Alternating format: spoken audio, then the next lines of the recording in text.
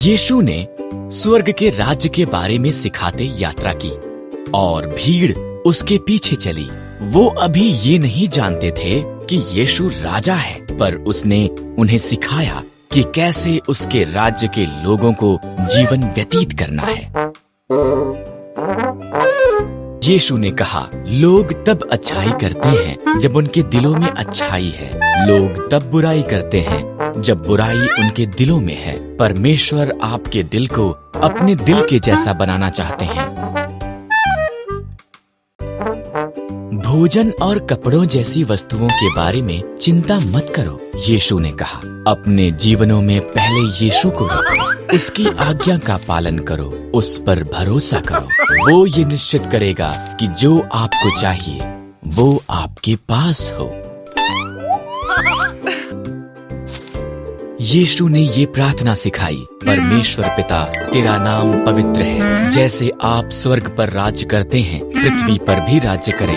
हमारी आज की आवश्यकताओं को पूरा करें। आपकी आज्ञा मानने में हमारी सहायता करें। सारी सामर्थ्य सदा के लिए आपकी ही है। तब यीशु ने एक कहानी बताई। एक मनुष्य ने एक चट्टान पर उसका घर बनाया। एक बड़ा तूफान आया। क्योंकि वो घर चट्टान पर बना हुआ था, इसलिए ये गिरा नहीं। एक और मनुष्य ने अपने घर को नम्र और फिसलने वाली रेत पर बनाया। एक बड़ा तूफान आया। क्योंकि वो घर रेत पर बनाया गया था, ये एकदम से नीचे गिर गया। जो बातें मैं तुम्हें सिखाता हूँ वो चट्टान के समान है, यीशु ने कहा। मेरी इन बातों को मानने वाले उस व्यक्ति की तरह हैं जिसने अपना घर चट्टान पर बनाया। घर भरा हुआ था। यीशु शिक्षा देता और चंगा करता घर में था और हर कोई उसे देखना चाहता था। कुछ मनुष्यों का एक मित्र था जो चल नहीं सकता था। उन्होंने विश्वास किया था कि यीशु उसे चंगा कर सकता है, इसलिए वो एक खाट पर उसे लेकर आए। क्योंकि घर पूरी तरह से भरा हुआ था, वो अंदर नहीं जा सके, इसलिए वो उसके मित्र को उठाकर समतल छत पर लेकर गए और टाइलों को उखाड़ना शुरू कर दिया। उन्होंने छत में एक सुराख बना लिया। घर में हर किसी ने हैरान हुए ऊपर की तरफ आश्चर्य से देखा। तब उन्होंने भीड़ के बीच में उनके मित्र को नीचे उतार दिया।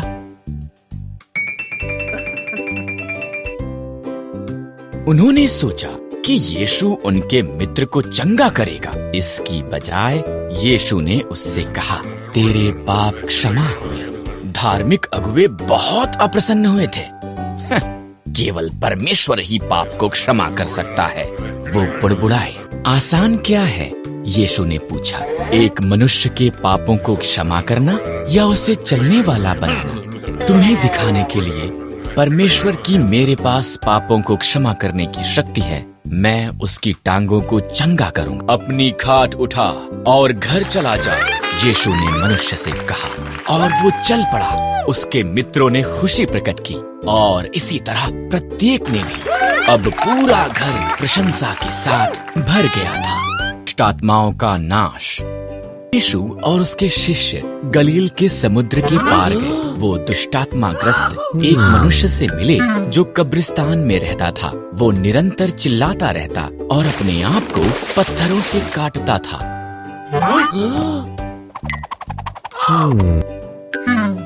यीशु ने आत्माओं को निकल जाने के लिए कहा, हमें पीड़ा ना दें यीशु।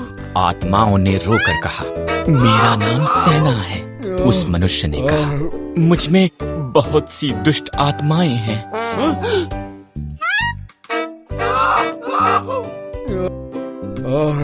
देख, तुझे उससे निकलना होगा, यीशु ने कहा। तेरे पास कोई चुनाव नहीं है। दुष्ट आत्माएं डर गईं। वहाँ पर निकट ही सुअरों का एक बड़ा झुंड था। तब हमें सुअरों में भेज दे। यीशु ने दुष्ट आत्माओं को सुअरों में जाने दिया। पूरा झुंड नीचे ढलान पर झील के किनारे की तरफ दौड़ा और डूब मरा। लोग सुअरों को चराते थे वो जो हुआ था जाकर शहर में सबको बता दिया। शहर के लोग कब्रिस्तान पर आए। उन्होंने देखा कि यीशु ने मनुष्य को चंगा कर दिया था। आए हुए लोगों ने यीशु को वहाँ से चले जाने की विनती की। मनुष्य ने यीशु के साथ जाने के लिए पूछा। यीशु ने जवाब दिया, इधर ही रह, प्रत्येक को बता जो मैंने किया है। मनुष्य ने ऐसा ही किया और हर कोई अचंभित हुआ। उठ खड़े होने का समय।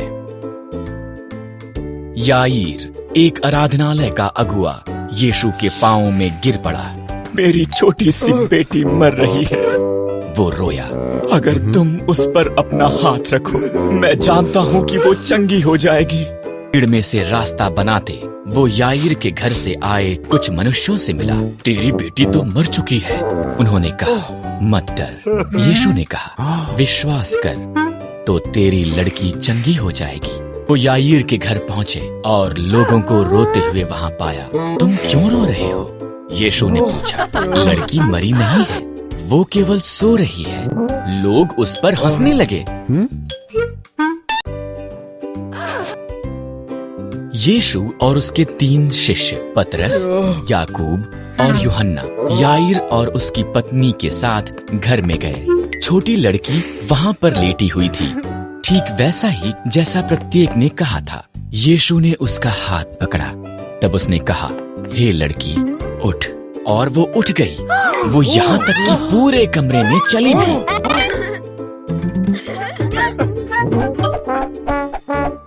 याईर और उसकी पत्नी अचंभित हुए। यीशु ने उन्हें बताया कि किसी को मत बताए कि उसने क्या किया है। अब यीशु ने कहा, मैं सोचता हूँ कि लड़की को कुछ खाने को दिया जाना चाहिए।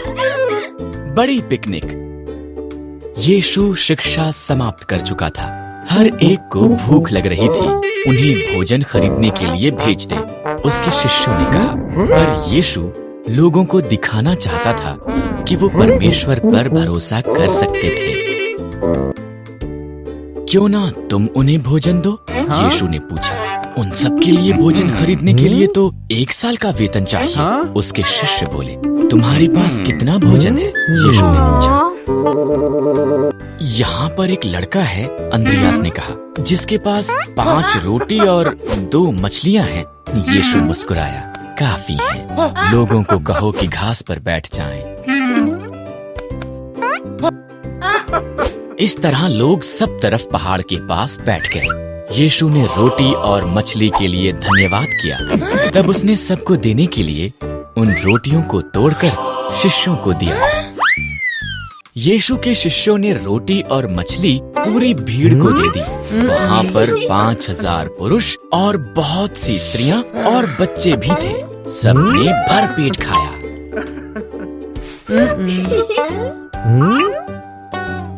इसके बाद शिष्यों ने बचे हुए टुकड़े इकट्ठा किए। केवल 5 रोटी और 2 मछलियों से 12 टोकरी भर गई थी। लोग जानते थे कि वो उनकी देखरेख के लिए परमेश्वर पर भरोसा कर सकते थे।